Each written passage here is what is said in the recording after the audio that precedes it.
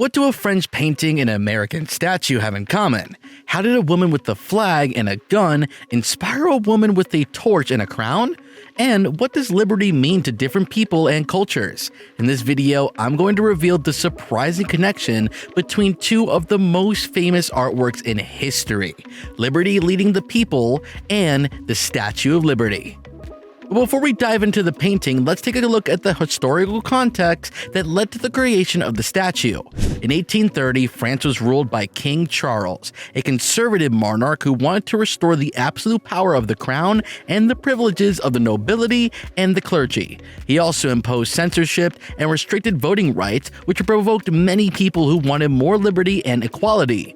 In July 1830, after Charles issued a set of oppressive decrees, a popular revolt erupted in Paris. For 3 days, known as the Three Glorious Days, the Parisians fought against the royal forces, built barricades on the streets, and waved the tricolor flag of the French Revolution. The uprising succeeded in making Charles renounce his throne and opened the way for a constitutional monarchy under Louis Philippe, who was seen as a much more favorable person to the people's demands. One of the witnesses of this historical event was a man by the name of Delacroix, a leading painter of the Romantic movement.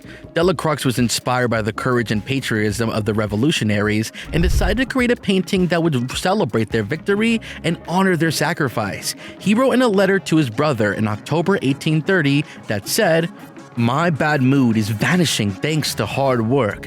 I've embarked on a modern subject, a barricade, and if I haven't fought for my country, at least I'll paint for her." He finished the painting in just 3 months and submitted it to the Saloon of 1831, where it was met with mixed reactions. Some praised its heroic and dramatic expression, while others criticized it for its violent and chaotic depiction.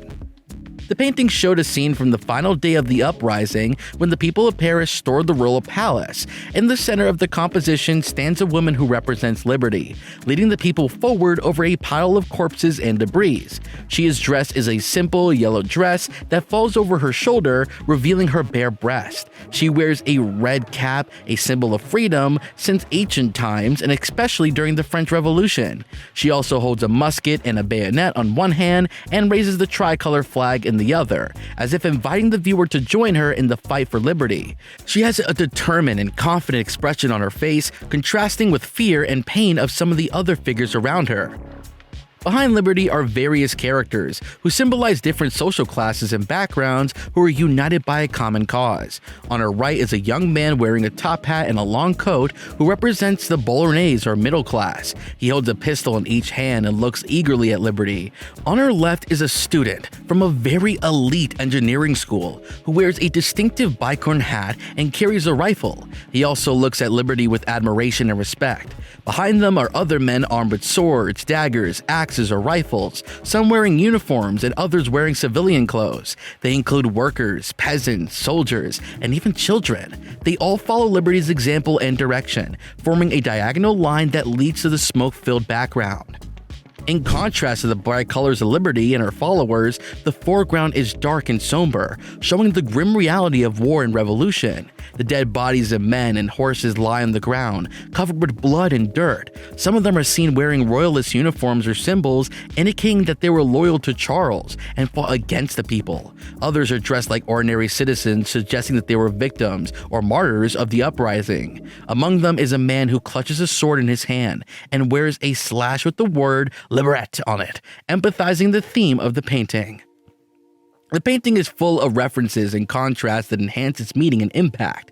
For example, the woman who personifies liberty is not an idealized or classical figure, but rather a realistic and robust woman of the people. She contrasts the traditional image of Marine and the national emblem of France, who is usually depicted as a young and beautiful woman.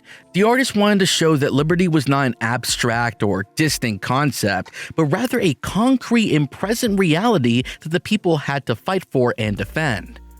Another contrast that we can see in the painting is between the horizontal and vertical elements of the composition. The horizontal line of the barricade and the bodies creates a sense of stability and balance, but also of a stagnation and death. The vertical line of liberty in the flag creates a sense of movement and dynamism, but also of instability and tension at the same time. The flag itself is a symbol of contrast as it combines the colors of the French monarchy, blue and white, and the French Revolution, red. It represents the continuity and change of France's history and identity. In addition to that, the painting also has a personal meaning for the artist, who identified himself with the revolutionaries and the cause of liberty.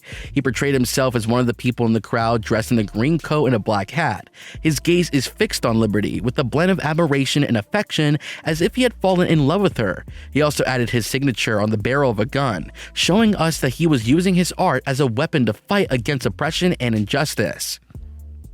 The painting had a significant influence on the artistic and political scene of the 19th century. It became a symbol for the Romantic spirit, which valued emotion, imagination, individualism, and freedom over reason, tradition, conformity, and authority. It also inspired other artists who wanted to express their views on social and political issues through their works. One of them was Bartholdi, a French sculptor who admired Delacroix in his painting.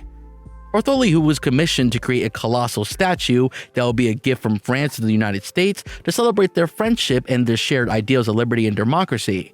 He visited New York in 1871 and chose the special island, now Liberty Island, as the site for his statue. He also visited Philadelphia, where he saw a painting by Thomas Crawford called Liberty Enlightening the World, which depicted a female figure holding a torch and a tablet. Bartholdi was inspired by this painting and decided to use a similar motive for a statue. However, he also wanted to pay tribute to Delacroix in his painting, which he considered as the epitome for French art and culture.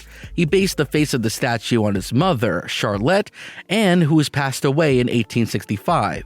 He gave her a calm and classical expression different from fiery and intense expressions of Delacroix' liberty. He also adorned her with a crown that had 7 spikes, symbolizing the 7 continents and the oceans of the world. He clothed her in a loose robe that resembled the garments of ancient Greek and Roman statues, but also incorporated some elements that reminded him of Delacroix' liberty. He wrapped a red slash around her waist, akin to the one worn by the man with the sword in the painting. He also put sandals on her feet that exposed her toes, like those at Delacroix' liberty. He placed a torch in her right hand and a tablet in her left hand, engraved with the date of the American Declaration of Independence, July 4th, 1776. Bartholdi worked on his statue for a little over 10 years, with the help of other engineers and craftsmen. He used copper sheets to form the skin of the statue, which were attached to an iron framework designed by Eiffel, who later built the Eiffel Tower. The statue was completed in France in 1884 and then shipped to New York in pieces. It was reassembled on Liberty Island and it was inaugurated on October 28, 1886. The statue was officially named Liberty Enlightening the World, but it soon later would become known as the Statue of Liberty. The Statue of Liberty is one of the most easily biggest and admired monuments of the world. It stands as a symbol of freedom, hope, and friendship between nations. It also reflects the legacy of Delacroix in his painting Liberty Leading the People, which influenced Bartholdi and many others to create art that mirrors their values and aspirations.